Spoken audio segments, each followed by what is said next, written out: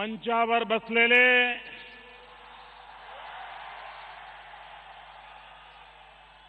भारतीय जनता पार्टीचे राष्ट्रीय अध्यक्ष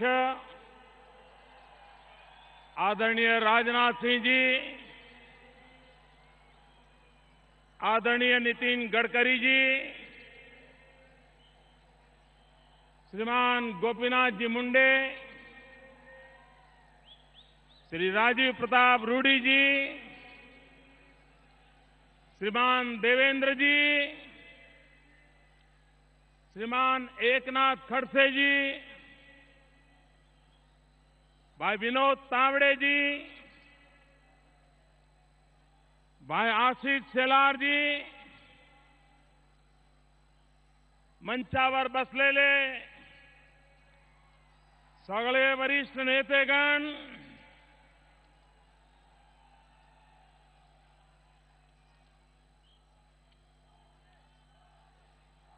छत्रपति शिवराय, डॉक्टर बाबा साहब आंबेडकर, छत्रपती शाहू महात्मा फुलेंच्या महाराष्ट्राला माझा नमस्कार. मला विश्वास आहे काँग्रेस मुक्त भारत हा स्वप्न सिद्ध करण्यात महाराष्ट्र आघाडीवर राहील.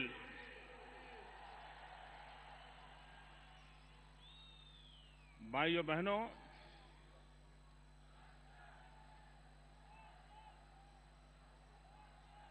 शायद मुंबई के इतिहास में ऐसा विराट दृश्य देखने का सौभाग्य इसके पहले किसी को नहीं मिला होगा.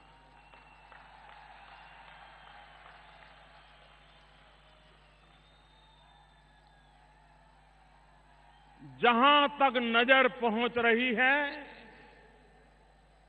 माथे ही माथे नजर आ रहे हैं.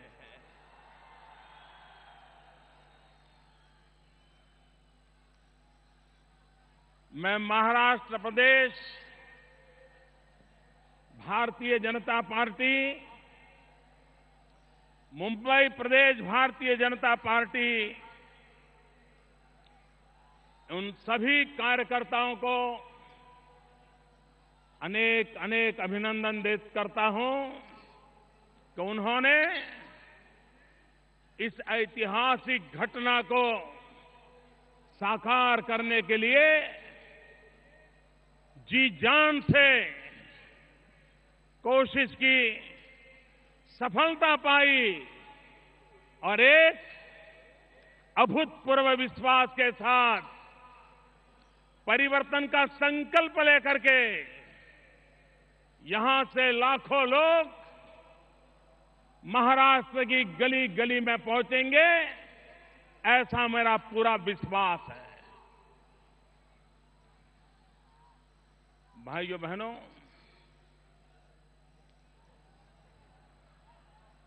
हम गुजरात वालों के लिए मुंबई ये दूसरा घर है.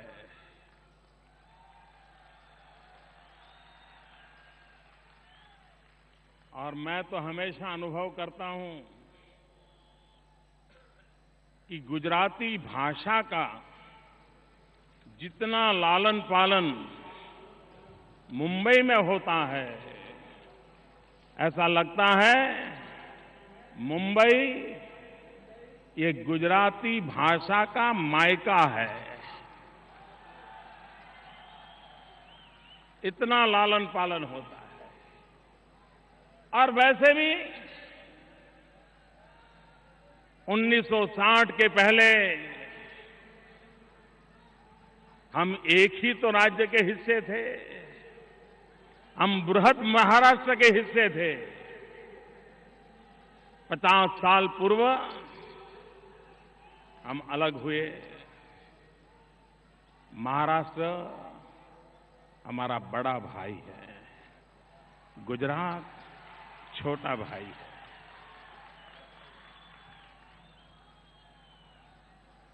लेकिन भाइयों बहनों, जब गुजरात अलग हुआ तब ये चर्चा होती थी कि ये राज्य प्रगति कैसे करेगा। पानी नहीं है, प्राकृतिक संपदा नहीं है, उद्योग नहीं है और इतना बड़ा रेगिस्तान है, उधर पाकिस्तान है, तो गुजरात प्रगति कैसे करेगा। लेकिन भाइयों बहनों, जब हम अलग हुए तब कुछ नहीं था, लेकिन आज गुजरात ने विकास की नई ऊंचाइयों को पार करके सामान्य मानवी का भला हो सकता है, सामान्य मानवी का कल्याण हो सकता है, परिस्थितियां पलटी जा सकती हैं, ये सिद्ध कर दिया है। भाइयों बहनों, मैं जरा गुजरात और महाराष्ट्र की तरफ नजर कर रहा था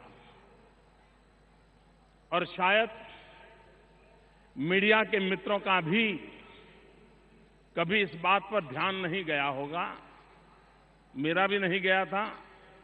कल ही मेरे ध्यान में ये बात आई। गुजरात ने भी 1 मई को 1960 को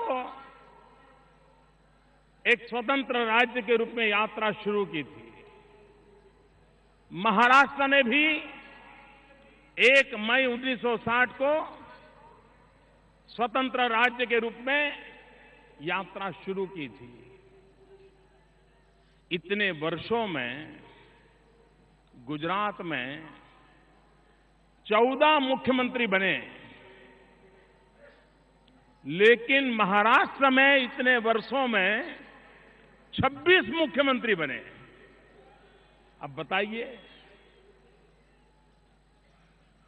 यहां की राजनीति कैसी होगी, यहां के राजनीति के तौर तरीके कैसे होंगे।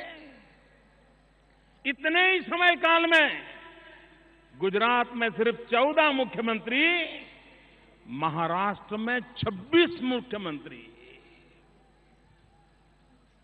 एक आता है तो दूसरा भगाने में लगा रहता है। भाइयों बहनों, कांग्रेस पार्टी का चरित्र जब तक हम नहीं समझेंगे, देश की समस्याओं का समाधान नहीं सूझेगा। मित्रों, देश की समस्याओं का कारण देश की जनता नहीं है। हमारी समस्याओं का कारण हमारी भूगोल नहीं है। हमारी समस्याओं का कारण हमारा इतिहास नहीं है। हमारी समस्याओं का कारण प्राकृतिक संपदा नहीं है। हमारी समस्याओं का कारण कांग्रेस शासित सरकारें हैं। और इसलिए अगर समस्याओं से मुक्ति चाहिए तो उसका एक ही उपाय है, भारत को कांग्रेस से मुक्त करना होगा। कांग्रेस मुक्त भारत, ये सपना हमने साकार करना होगा। यही मुंबई की धरती है। आजादी के आंदोलन में अगस्त क्रांति मैदान से एक गुंज उठी थी, एक आवाज उठी थी, एक ललकार हुआ था, क्विट इंडिया। और पूरे देश में वो ललकार मंत्र बन गया था। और आखिरकार अंग्रेजों को हिंदुस्तान छोड़ना पड़ा। ये मुंबई की धरती से उठी हुई आवाज, क्विट इंडिया का मंत्र भारत को आजादी दिला गया। भाइयों बहनों, उसी मुंबई की धरती से फिर एक बार आवाज उठनी चाहिए, कांग्रेस फ्री इंडिया। जिस धरती ने क्विट इंडिया का नारा दिया था, वो ही धरती ललकार रही है कांग्रेस फ्री इंडिया, कांग्रेस मुक्त भारत। भाइयों बहनों, कांग्रेस वोट बैंक की राजनीति में डूबी हुई है और वोट बैंक की राजनीति के लिए समाज को तोड़ते रहना, डिवाइड एंड रूल, ये कांग्रेस की विशेषता रही है। और अंग्रेजों के सामने लड़ते लड़ते कांग्रेस उनसे ये सीख लिया है, डिवाइड एंड रूल। देश आजाद हुआ तो देश का बंटवारा करके भारत मां के 3 टुकड़े कर दिए। आजाद हिंदुस्तान को एक तरफ सरदार पटेल ने एक किया, चारों तरफ एकता का मंत्र गूंजा, और दूसरी तरफ भाषावार प्रांत रचना के नाम पर कांग्रेस ने देश में भाई से भाई को लड़ाने का बीज बो दिया। गांव को शहर से लड़ाओ, शहर को गांव से लड़ाओ, नदियों के लिए लड़ो, पानी के लिए मरो। आज भी देश में कोई प्रदेश ऐसा नहीं है कि जहां पानी के बंटवारे को लेकर के 50-50 साल से लड़ाई न होती हो। और दिल्ली में बैठी हुई कांग्रेस सरकार को, महाराष्ट्र में बैठी हुई कांग्रेस सरकार को भाई को भाई से लड़ाने में, गांव से गांव को लड़ाने में, जाति बिरादियों को लड़ाने में, पंथ और संप्रदायों के बीच झगड़ा कराने में उनकी वोट बैंक की राजनीति सुरक्षित रहती है।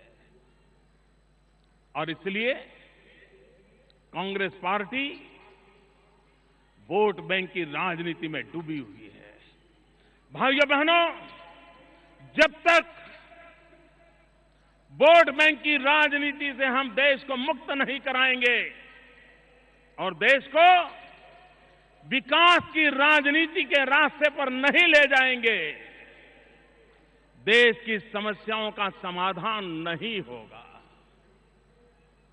भाइयों बहनों, भारतीय जनता पार्टी ने अपनी आर्थिक नीतियों के द्वारा, अपने राजनीतिक दर्शन के द्वारा, अपनी कार्य संस्कृति के द्वारा ये सिद्ध कर दिया है कि भारतीय जनता पार्टी विकास के मंत्र को समर्पित है, विकास की राजनीति को समर्पित है। और विकास के बिना देश के गरीबों का, देश के गांव का, देश के दलितों का, पीड़ितों का, शोषितों का कल्याण नहीं होगा। हमारे बगल में मध्य प्रदेश है।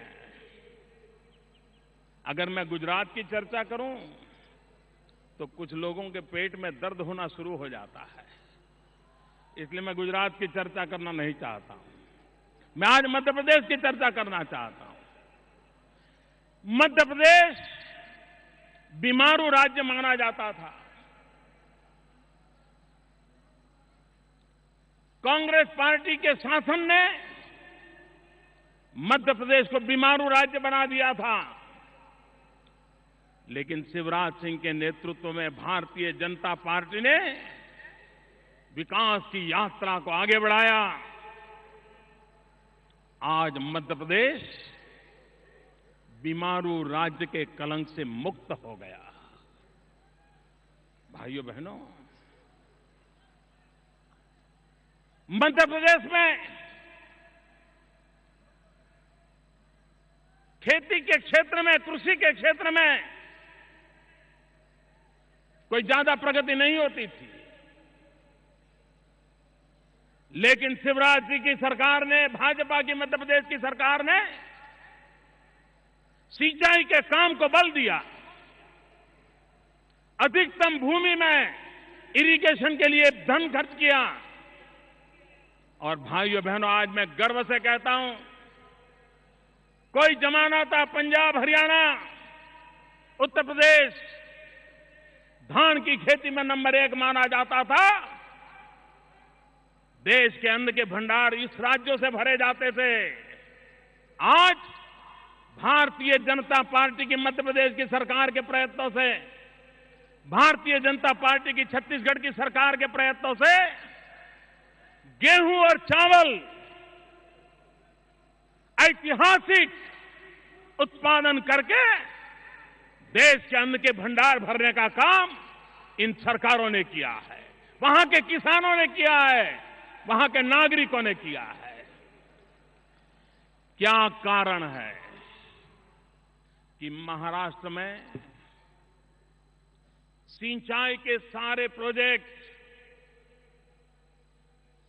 भ्रष्टाचार के कलंक के साथ खड्डे में जा गिरे हैं? क्या कारण है महाराष्ट्र के किसान को बार बार अकाल झेलना पड़ता है? क्या कारण है महाराष्ट्र के किसान को आत्महत्या करने के लिए मजबूर होना पड़ता है? भाइयों बहनों, भारतीय जनता पार्टी की सरकार होती, विकास का मंत्र होता, तो आज महाराष्ट्र के गांवों की जो दुर्दशा है, आज महाराष्ट्र के किसानों की जो दुर्दशा है, महाराष्ट्र में हजारों किसानों को आत्महत्या करने के लिए मजबूर होना पड़ा है, मैं विश्वास दिलाने आया हूं, वो दिन कभी भाजपा के राज में नहीं आते। मेरा किसान सुखी होता, संपन्न होता। लेकिन भाइयों बहनों, कांग्रेस पार्टी को विकास की राजनीति में विश्वास नहीं है। और मैं तो हैरान हूं, सरकार कांग्रेस चला रही है, दिल्ली में सरकार कांग्रेस की है, कांग्रेस के नेता सरकार में हो न हो उन्हीं के इशारे पर सारे काम होते हैं, लेकिन वही लोग जब भाषण करते हैं तो ऐसा लगता है वो किसी और की सरकार के लिए बोल रहे हैं, किसी और देश के लिए बोल रहे हैं। मैं कल कांग्रेस के एक बड़े नेता के भाषण को मैंने सुना और वो भ्रष्टाचार के खिलाफ भाषण दे रहे थे। इनकी हिम्मत तो देखो साहब।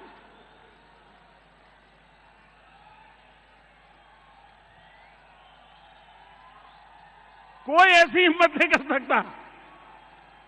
इतने भ्रष्टाचार में डूबे हुए लोग, इतने बदनाम लोग, उसके बावजूद भी निर्दोष चेहरा बना करके भ्रष्टाचार के खिलाफ भाषण दे रहे हैं। और वक्रता देखिए, भ्रष्टाचार के आदर्श का घोटाला, उसका रिपोर्ट आता है, महाराष्ट्र सरकार के मंत्रियों को जिम्मेवार माना जाता है। एक तरफ उन भ्रष्टाचारियों को बचाने का निर्णय महाराष्ट्र की कांग्रेस सरकार करती है और उसी समय दिल्ली में उनका एक नेता उपदेश दे रहा है। भाइयों बहनों, ये कांग्रेस को समझना होगा। वे बोलते एक हैं, करते दूसरा है। और वोट बैंक की राजनीति के सिवा भाइयों बहनों, कांग्रेस की पूरी जिंदगी संप्रदायवाद में डूबी हुई है। माइनॉरिटीज्म, संप्रदायवाद एक कांग्रेस की परंपरा रही है। डॉक्टर मनमोहन सिंह जी की सरकार ने जहां मुस्लिम अधिक हो ऐसे 90 जिले छांटे पूरे देश में से, और उनकी भलाई के लिए बड़ी बड़ी योजनाएं घोषित की, बड़ा बजट घोषित किया। हिंदुस्तान के मुसलमान भाइयों को लगने लगा कि चलो अब कुछ भला होगा। अखबारों ने भी बहुत कुछ लिखा, बड़ी वाहवाही हुई। अभी पार्लियामेंट में किसी ने सवाल पूछा कि आपने जो 90 जिलों के लिए योजना घोषित की थी, उन 90 जिलों में पिछले 3 साल में माइनॉरिटी के लिए क्या खर्च हुआ? भाइयों बहनों, मुझे कहना है, ये माइनॉरिटी के वोट का खेल करने वाली सरकार ने पार्लियामेंट में जवाब दिया है कि उस योजना में से 3 साल में 1 रुपया खर्च नहीं हुआ है, 1 रुपया खर्च नहीं हुआ है। ये वोट बैंक की राजनीति कैसी करते हैं, इसका ये जीता जागता उदाहरण है। भाइयों बहनों, गुजरात में भी ऑक्ट्रोय की परंपरा थी, व्यवस्था थी, क्योंकि हम महाराष्ट्र से अलग हुए थे। हमारे यहां रिफॉर्म की दृष्टि से हमने तय किया हम ऑक्ट्रोय निकाल देंगे। गुजरात में से ऑक्ट्रोय हमने खत्म कर दी। 6-7 साल हो गए। महाराष्ट्र में क्या किया? महाराष्ट्र में ऑक्ट्रोय खत्म करने के नाम पर लोकल बॉडी टैक्स लगाया, एलबीटी। भाइयों बहनों, आप बताइए, परेशान है कि नहीं आप एलबीटी से? एलबीटी के कारण परेशान है कि नहीं है? आप परेशान है कि नहीं है? भाइयों बहनों, ये एलबीटी कुछ नहीं है, ये लूट बांटने की टेक्निक है। ये एलबीटी लूट बांटने की टेक्निक है। भाइयों बहनों, दिल्ली में नेता भाषण कर रहे थे काले धन पर। कोई मुझे बताए भाई, सरकार उनकी है, काला धन रोकने की जिम्मेवारी उनकी है कि नहीं है? जरा पूरी ताकत से बोलो ना, ये काला धन रोकने की जिम्मेवारी उनकी है कि नहीं है? हिंदुस्तान के किसी भी नागरिक को पूछिए, उसको किसी भी विषय का ज्यादा ज्ञान हो या ना हो, लेकिन उसको इस बात का पता है कि हिंदुस्तान में जो चोर लुटेरे लोग हैं, जो काला धन जमा करते हैं, वो काला धन कहां रखते हैं भाई? जरा बताइए, काला धन कहां रखते हैं? काला धन कहां रखते हैं? काला धन कहां रखते हैं? हिंदुस्तान के बच्चों को पता है कि भारत को लूटने वाले ये चोर लुटेरे काला धन स्विस बैंक में जमा करते हैं। करते हैं कि नहीं करते भाइयों? करते हैं कि नहीं करते हैं? वो धन वापस लाना चाहिए, नहीं लाना चाहिए? वो लुटेरों ने लुटा हुआ धन गरीब के काम आना चाहिए कि नहीं आना चाहिए? वो धन गरीब के लिए खर्च करना चाहिए, नहीं करना चाहिए? गांव गरीब किसान के लिए वो रुपया लगना चाहिए कि नहीं लगना चाहिए? भारतीय जनता पार्टी के सभी एमपी ने आडवाणी जी के नेतृत्व में लिख करके दिया कि भाजपा के एक भी नेता का एक नया पैसा किसी भी विदेशी बैंक में नहीं है, लिख करके दिया। हमने कहा कांग्रेस वाले लिख करके दो, तैयार नहीं है, लिख करके देने के लिए तैयार नहीं है। जो काले धन पर भाषण झाड़ते हैं उनको मैं कहना चाहता हूं, हिम्मत है तो पार्लियामेंट में कानून करो, एक समिति बनाओ और 3 साल के भीतर भीतर दुनिया के किसी भी कोने में हिंदुस्तान की लूट का माल पड़ा होगा वो हम वापिस लाया करेंगे, गरीबों में बांट के रहेंगे। भाइयों बहनों, उन्हें ये करना नहीं है क्योंकि उनको मालूम है, उन्हें मालूम है अगर ये किया तो पानी उन्हीं के पैर के नीचे आने वाला है। और इसलिए भाषण करना सरल है, निर्णय करने की ताकत नहीं है मित्रों, क्योंकि उन्हीं पार्टी के लोग इस पाप में डूबे हुए हैं। भाइयों बहनों, मैं 2-3 दिन से टीवी पे देख रहा था, अखबार में पढ़ रहा था कि इस कार्यक्रम में चाय वालों को स्पेशल वीआईपी पास दिया गया है। भाइयों बहनों, ये परिवर्तन की हवा शुरू हो गई है। सिर्फ चाय वाला वीआईपी है ऐसा नहीं, हिंदुस्तान का हर गरीब आने वाले दिनों में वीआईपी होने वाला है। हमारे लिए हर गरीब वीआईपी है, सिर्फ चाय वाला वीआईपी है ऐसा नहीं है। अभी हमारे आशीष जी शिकायत कर रहे थे, यहां मोदी जी का भाषण चल रहा है, सरकार ने केबल टीवी बंद करवा दिए हैं। वो बोल रहे थे ये सिर्फ महाराष्ट्र में होता है ऐसा नहीं भाई, मुझे तो रोज की मुसीबत है। गैर बीजेपी सरकारें जहां जहां जाता हूं मैं, उनका यही रास्ता बचा है कि लोग मोदी को टीवी पे देख न ले। लेकिन कांग्रेस के मित्रों,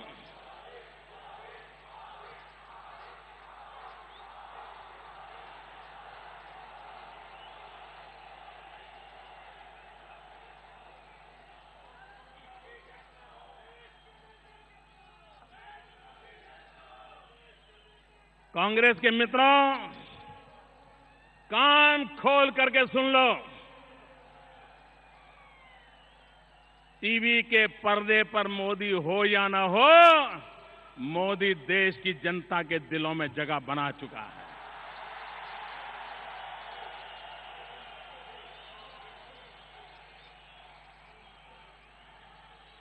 कांग्रेस के मित्र, आप टीवी पर तो ताला लगा सकते हो, देशवासियों के दिल पे ताला नहीं लगा सकते हो।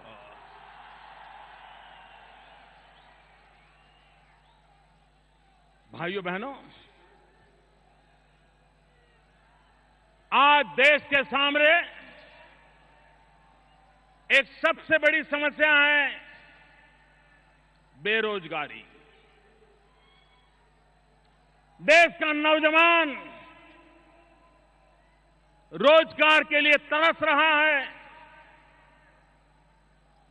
उसे रोजगार चाहिए, वो मेहनत करने के लिए तैयार है, वो अपना गांव, घर, परिवार छोड़ करके जाने के लिए तैयार है। लेकिन देश का नौजवान निराशा की गर्त में डूब चुका है। आप कल्पना कर सकते हैं, हिंदुस्तान के पास 65% से अधिक जनसंख्या 35 साल से कम उम्र की जनसंख्या है।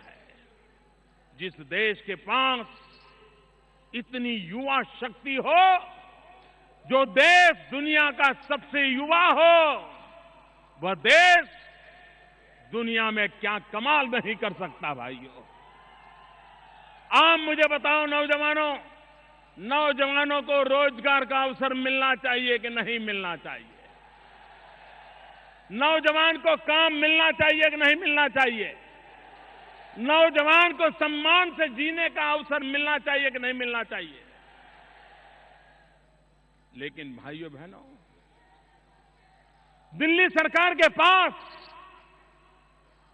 हमारा देश का नौजवान सम्मान से जिए, राष्ट्र के निर्माण में भागीदार बने, उसको अवसर मिलना चाहिए, ये इनकी योजना में कहीं नजर नहीं आता है। सारा विश्व स्किल डेवलपमेंट पर बल दे रहा है, अकेला हिंदुस्तान ऐसा है जो सिर्फ स्किल डेवलपमेंट माटे नई नई कमेटियां बनाता रहता है, प्रधानमंत्री की अध्यक्षता में कमेटियां बनती हैं और 3-3 साल तक कमेटियां की मीटिंग तक नहीं होती है। भाइयों बहनों, स्किल डेवलपमेंट पर बल देना चाहिए, हमारे गरीब मजदूर की डिग्निटी का सोचना चाहिए। भारत में मंत्र होना चाहिए, श्रम एव जयते, श्रमिक का सम्मान होना चाहिए, ये हमारे देश का मंत्र होना चाहिए। और हो सकता है भाइयों बहनों, मैं गुजरात का उदाहरण देना चाहता हूं। हम सामान्य जीवन जीने वाले व्यक्ति की डिग्निटी के लिए क्या कर सकते हैं, और बजट खर्च नहीं होता है। हमने एक छोटा सा निर्णय किया, गरीब परिवार का बच्चा पढ़ाई नहीं कर सकता है तो आईटीआई में जाता है, टर्नर बनता है, फीटर बनता है, प्लम्बर बनता है, लेथ मशीन चलाता है, वायरमैन बनता है। यही छोटे छोटे काम साल 2 साल 1.5 साल के कोर्सेज करता है और फिर बेचारा नौकरी ढूंढता रहता है। हमने एक बड़ा ऐतिहासिक निर्णय किया। हमने कहा कि जो बच्चा 7वीं पास होकर, 8वीं पास होकर, 9वीं पास होकर अगर 2 साल आईटीआई करता है तो उसको 10वीं के बराबर माना जाएगा। जो 10वीं के बाद आईटीआई करता है उसको 12वीं के बराबर माना जाएगा। और बाद में अगर वो डिप्लोमा इंजीनियरिंग जाना चाहता है तो उसी के सहारे जा सकता है। डिप्लोमा में अच्छा कर करके अगर वो डिग्री इंजीनियरिंग में जाना चाहता है तो वहां भी जा सकता है, उसके दरवाजे बंद नहीं होंगे। और उसके कारण जो गरीब मां का बेटा था, विधवा मां का बेटा था, उसको ये अवसर मिला है। क्या हिंदुस्तान में नहीं हो सकता है? लेकिन भाइयों बहनों, देश के नौजवानों की दिल्ली में बैठे हुई कांग्रेस की सरकार को न चिंता है न परवाह है। इतना ही नहीं भाइयों बहनों, भ्रष्टाचार, इतना भयंकर भ्रष्टाचार, क्या इस देश को भ्रष्टाचार से मुक्ति मिलनी चाहिए या नहीं चाहिए?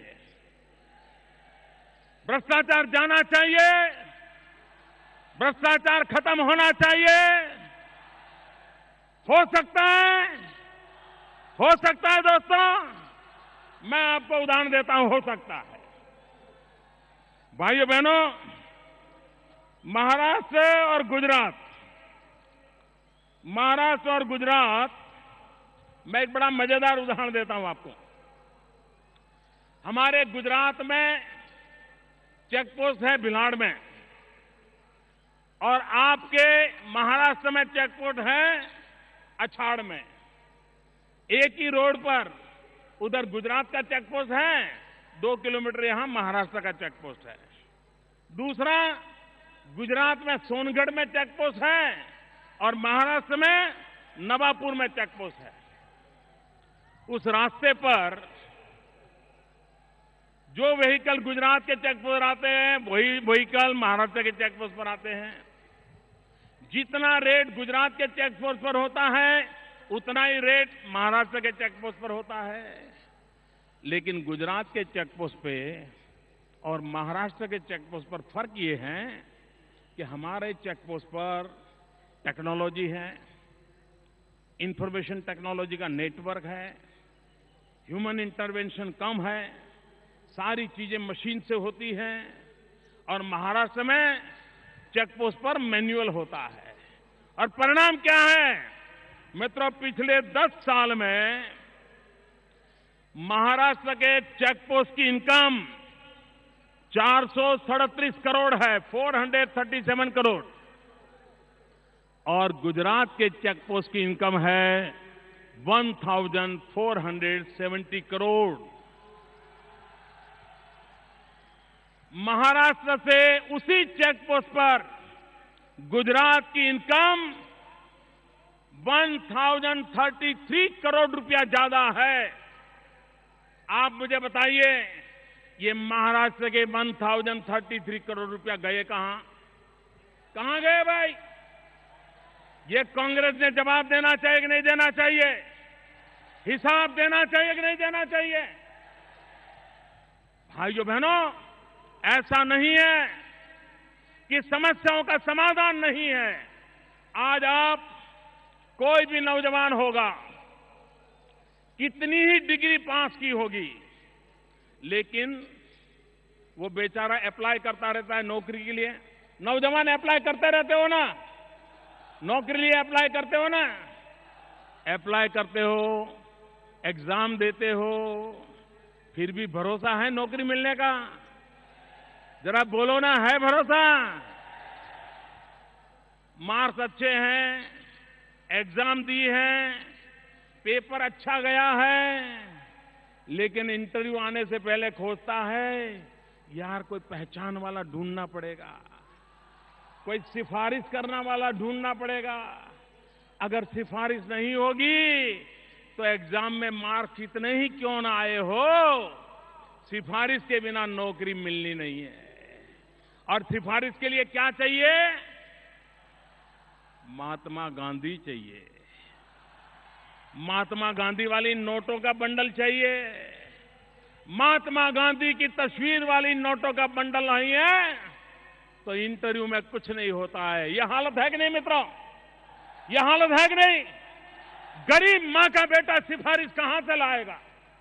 विधवा मां का बेटा गांधी छाप नोट कहां से लाएगा? क्या वो ऐसी जिंदगी जिएगा? भाइयों बहनों, उसका उपाय है। हमने गुजरात में एक प्रयोग किया। हमें टीचर्स की भर्ती करनी थी, 13,000 टीचर्स की भर्ती करनी थी।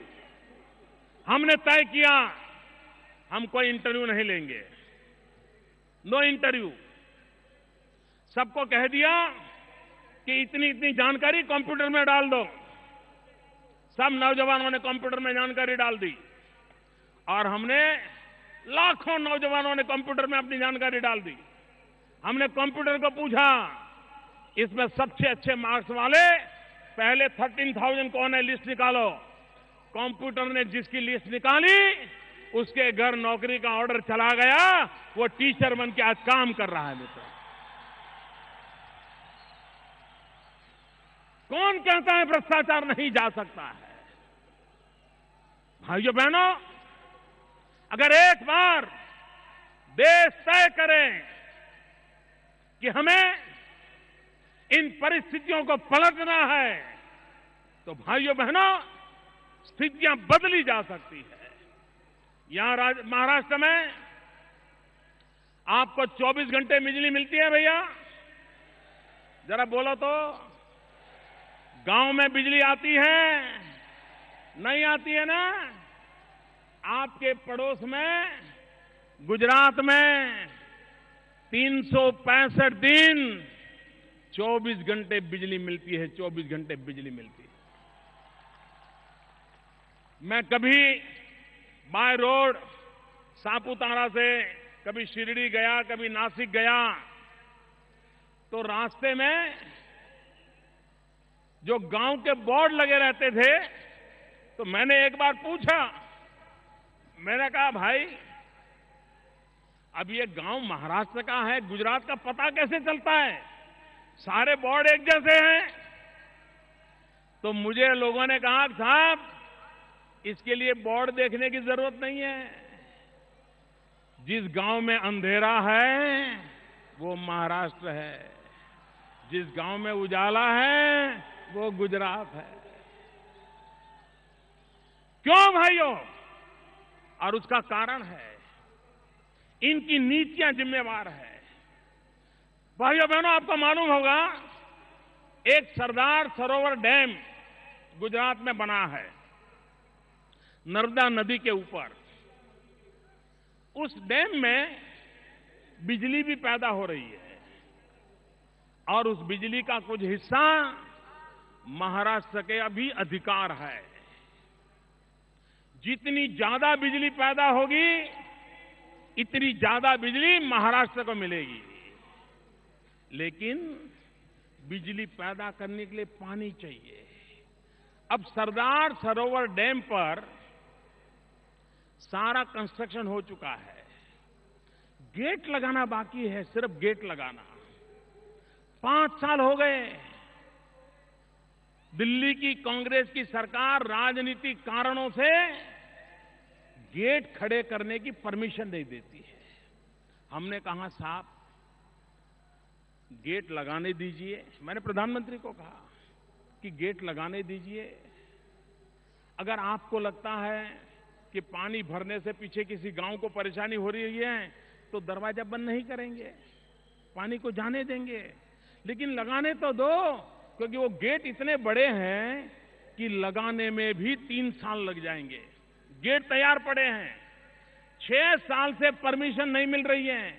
अगर भाइयों बहनों मुझे वो गेट लगाने की दिल्ली की सरकार परमिशन दे दे और आपके यहां के महाराष्ट्र के मुख्यमंत्री को आप बताइए, उन पर दबाव डालिए, वो दिल्ली की कांग्रेस सरकार को दबाएं। और अगर सरदार सरोवर डैम पर गेट लग जाए तो महाराष्ट्र को मुफ्त में हर वर्ष 400 करोड़ रुपए की बिजली मिल सकती है। 400 करोड़ रुपए की। अब आप देखिए, हम देने के लिए तैयार हैं, इनको लेने की फुर्सत नहीं है, लेने की फुर्सत नहीं है। भाइयों बहनों, अगर हम चाहते हैं कि विकास करना है भाइयों, तो विकास हो सकता है। भाइयों बहनों, देश के सामने सबसे बड़ी समस्या है गुड गवर्नेंस। स्वराज्य मिला, सुराज्य नहीं मिला, सुशासन नहीं मिला। इसी महाराष्ट्र की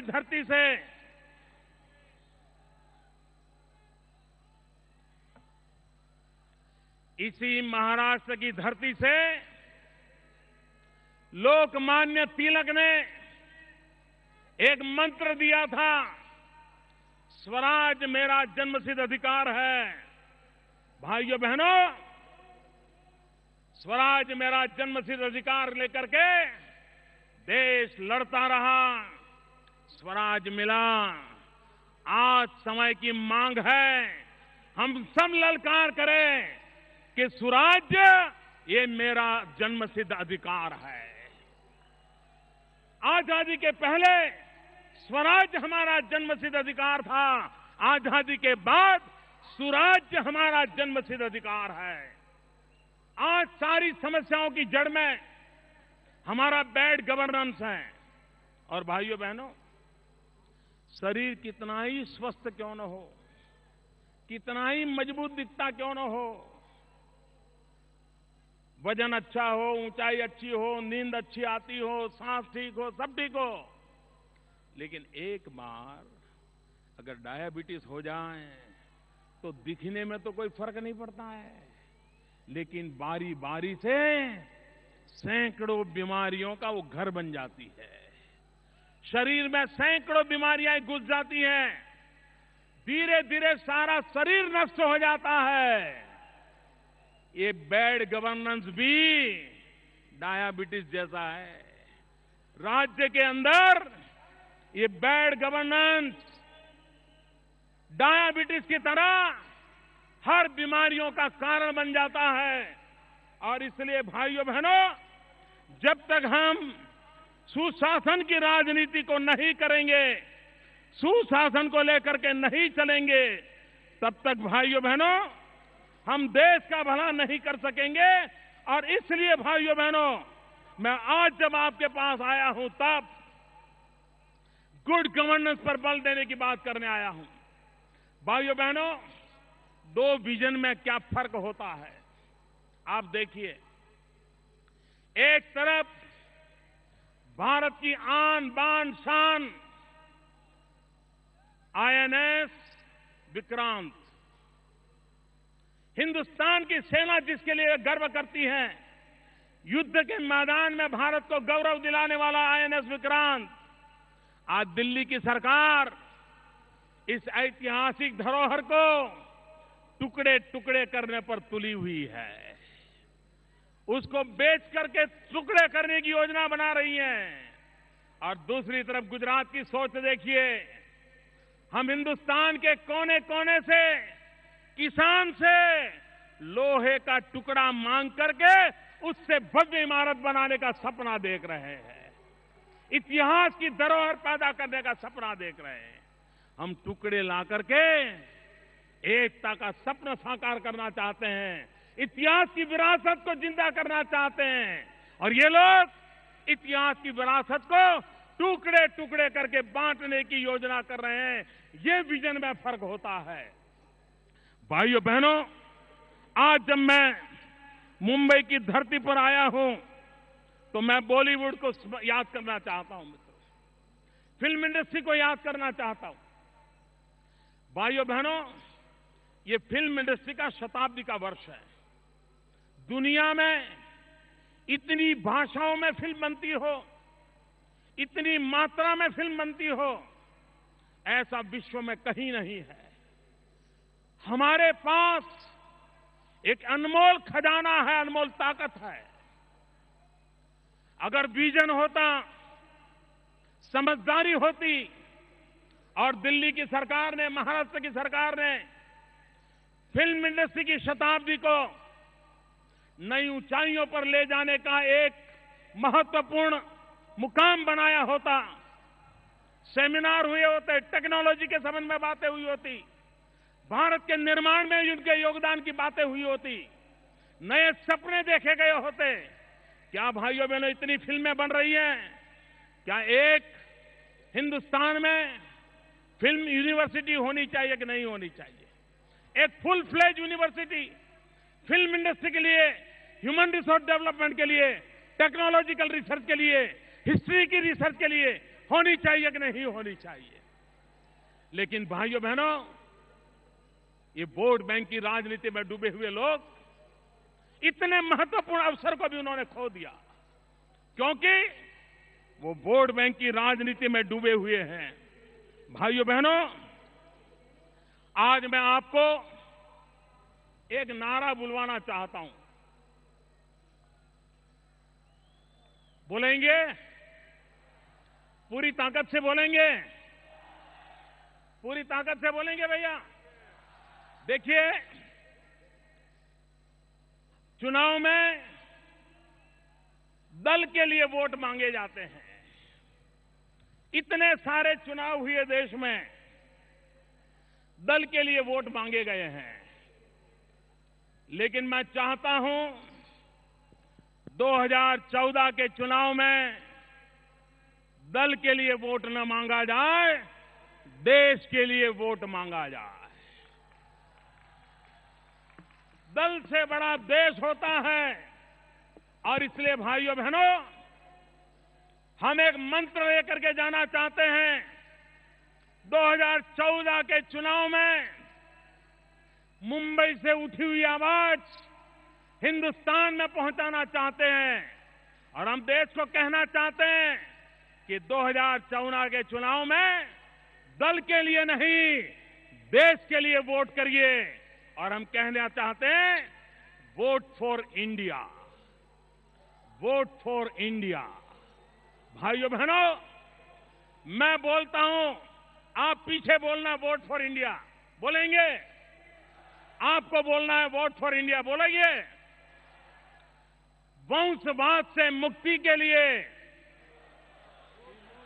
जरा पूरी ताकत से बोलिए, वंशवाद से मुक्ति के लिए वोट फॉर इंडिया, भाई भतीजेवाद से मुक्ति के लिए, वोट फॉर इंडिया, भ्रष्टाचार से मुक्ति के लिए, वोट फॉर इंडिया, महंगाई से मुक्ति के लिए, वोट फॉर इंडिया, कुशासन से मुक्ति के लिए, वोट फॉर इंडिया, भारत की एकता के लिए, वोट फॉर इंडिया, एक भारत श्रेष्ठ भारत के लिए, वोट फॉर इंडिया, सुराज की राजनीति के लिए, वोट फॉर इंडिया, सुशासन की राजनीति के लिए, वोट फॉर इंडिया, विकास की राजनीति के लिए, वोट फॉर इंडिया, देश की रक्षा के लिए, वोट फॉर इंडिया, जन जन की सुरक्षा के लिए, वोट फॉर इंडिया, रहने को मकान के लिए, वोट फॉर इंडिया, खाने के लिए अन्न के लिए, वोट फॉर इंडिया, बीमार की दवाई के लिए, वोट फॉर इंडिया, दरिद्र नारायण की भलाई के लिए, वोट फॉर इंडिया, शिक्षा में सुधार के लिए, वोट फॉर इंडिया, युवाओं को रोजगार के लिए, वोट फॉर इंडिया, नारी के सम्मान के लिए, वोट फॉर इंडिया, किसानों के कल्याण के लिए, वोट फॉर इंडिया, स्वावलंबी भारत के लिए, वोट फॉर इंडिया, शक्तिशाली भारत के लिए, वोट फॉर इंडिया, समृद्धिशाली भारत के लिए, वोट फॉर इंडिया, प्रगतिशील भारत के लिए, वोट फॉर इंडिया, भाइयों बहनों, vote for India, vote for India, vote for India, इस मंत्र को लेकर के हम देश के कोने कोने में पहुंचे। मेरे साथ पूरी ताकत से बोलेंगे, दोनों मुट्ठी बंद करके हाथ ऊपर करके बोलेंगे, भारत माता की जय। हम कैमरा वाला मुझे नहीं, आपकी तरफ मुड़ चुके हैं। पूरी ताकत से बोलिए, भारत माता की जय, भारत माता की जय, वंदे मातरम, वंदे मातरम, वंदे मातरम, वंदे मातरम, वंदे मातरम, वंदे मातरम, वंदे मातरम, वंदे मातरम, वंदे। मातरम।